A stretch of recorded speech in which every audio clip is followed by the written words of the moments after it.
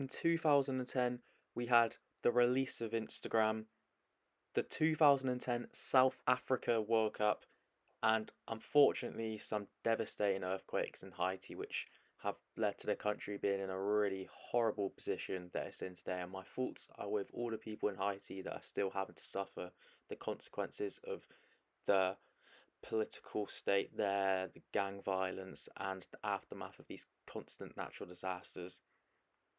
So, yeah, not really actually a very jolly way to start this video off.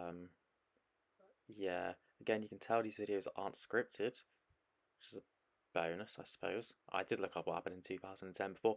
Anyway, instead of rambling on, also in 2010 there was the release of Need for Speed Hot Pursuit, which is kind of overshadowed by the other things, really, unless you like Need for Speed games, which I do. I was also very young at the time, so it didn't really have much of an impact on me. I don't really remember the World Cup. I remember the whole Frank Lampard incident. But anyway, we need to talk about Need for Speed Hot Pursuit. So today's video is all about, is Need for Speed Hot Pursuit the best Need for Speed of the 2010s? It's a great question. Well, I know. So, looking through at the Need for Speeds that came out in 2010, we'll go through a quick run through of them. We had Need for Speed World, never played that, it was on Windows. Need for Speed Hot Pursuit, hello. Need for Speed Shift 2 Unleashed, The Run. Most Wanted, the really awful version made by Criterion. Rivals, No Limits, the iOS game, good-ish stuff. Need for Speed, the street racing one, that's a really stupid way of saying it. You know, the one that came out in 2015. Payback, Heat. So, some stiff competition, not really, it's between Heat 2015. If you're pushing it, Rivals. That was actually quite a good game, underrated. So yeah, we're going to be talking about Need for Speed Hot Pursuit today because I think this probably is the best of the 2010s. I've already answered the question, but I'm going to talk about how it's a good game, how I enjoyed it, and how bad I was at it. So let's transport back to 2010 when I was very young. I didn't really like it at the time. I gotta be honest. I mean, I didn't really know what I was doing on there. I was kind of just playing it, like there was police and everything, and I was just crashing, coming last. So I stopped playing it. I did. I was like, nah, I'm not playing this anymore. I'm gonna go and play me some FIFA, which is what I did. And then they released a remastered on the PS4. Great. I'm a bit older now. I'm sure I'll be good at this. Awful. Genuinely hopeless at the game. I don't know why I was so bad, because I was good at car games. But, well, saying that as the gameplay literally shows me crashing into a wall. We'll move on from that. I'm okay at car games. Mediocre, maybe. I do rewind on Forza. So, yeah, mediocre at best. Okay, I keep rambling on about games that aren't Hot Pursuit. But then, finally, 2026, I'm mature. I'm older. I'm great at games now, that's a lie. Let's play it one more time. I'm actually good at the game. And when you're good at a game, it makes it a lot more fun. But I don't know, there is just some sort of joy you get out of playing this game. Like, the cars feel fun, the events actually feel fun. And don't get me wrong, there are some little things that really do bug me on this game. Like, it's a bit like Mario Kart, because when you're winning, you're not going to stay in the lead, because it's like it's like on GTA or Mario Kart where they get more speed when they're behind you. There is a word for it. I can't remember what it's called. It's like the slipstream. Like they just get more of that. They're just quicker than you. And 9 times out of 10, you're gonna lose your lead. So you kind of got to be a bit tactical about it. But like I used to hate that about this game, but now I relish in it because Mario Kart such a fun game. Obviously, GTA 5 racing is good when you haven't got some little neek knocking you off the circuit or crashing you out. Then it's a bit more there. But I liked it on Hot Pursuit now. I think as I've got older, it's a game that's grown on me so much more. Like, after I recorded this video, I was just like playing it all day. Well, not all day, I have things to do. But I went on it for like a solid few hours and I was just really enjoying myself. I think it's got a good lineup of cars as well. Like, obviously, I do like having more street cars on Need for Speed. But I think for what this game is, I think like it's fun, right? Like I wasn't really expecting to go and customize a GTR or like a Skyline when I was playing on it. So it's not like I was expecting that, so I can't really be disappointed.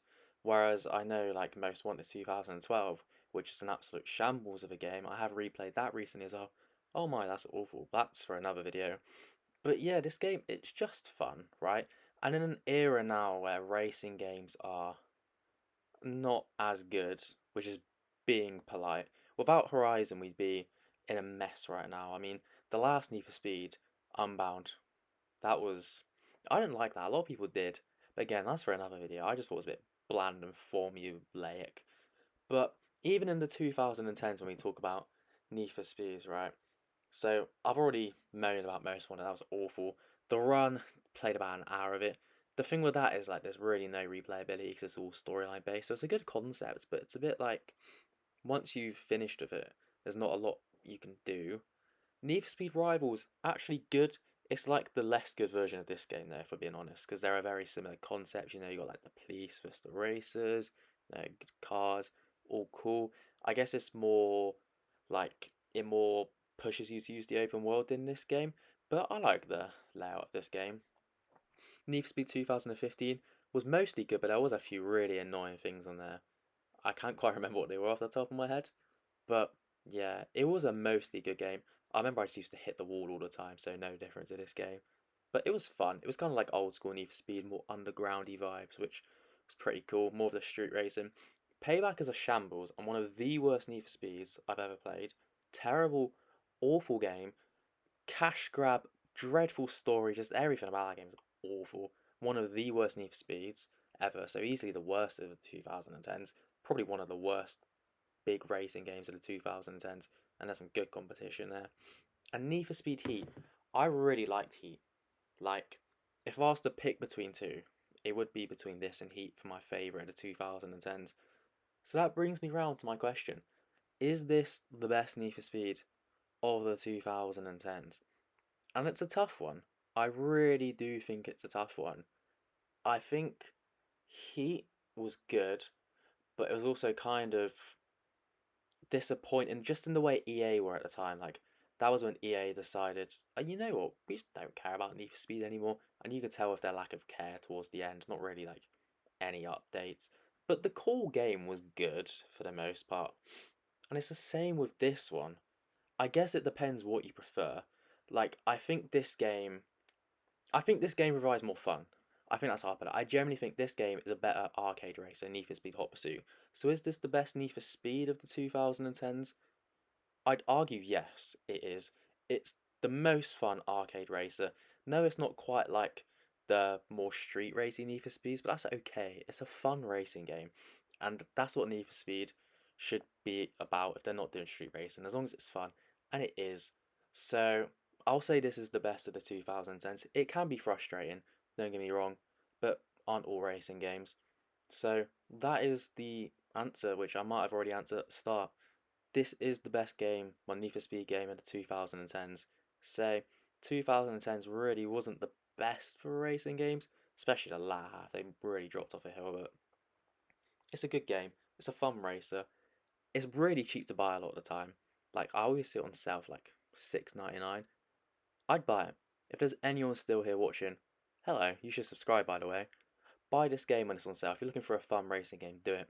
It's good. And if you never played it and you like Need for Speed, 100% go on it. It's like so good. So yeah, that is it for today's video.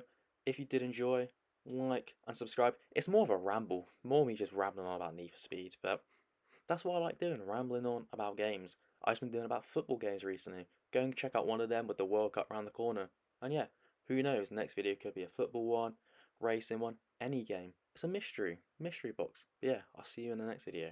Bye.